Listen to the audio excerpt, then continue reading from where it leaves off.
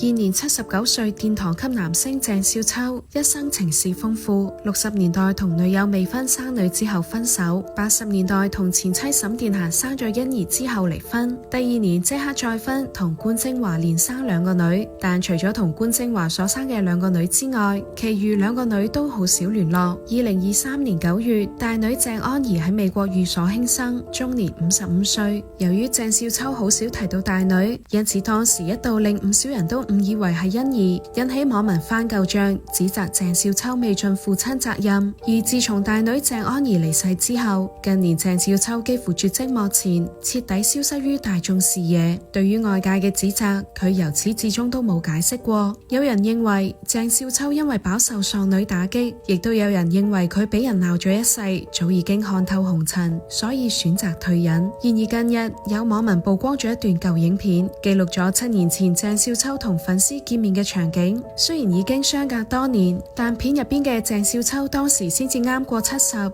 就明顯身形消瘦，令到唔少網民都感嘆，總以為來日方長，甚至有人仲表示一路睇一路喊。不過如今鄭少秋已經將近80，願一切安好。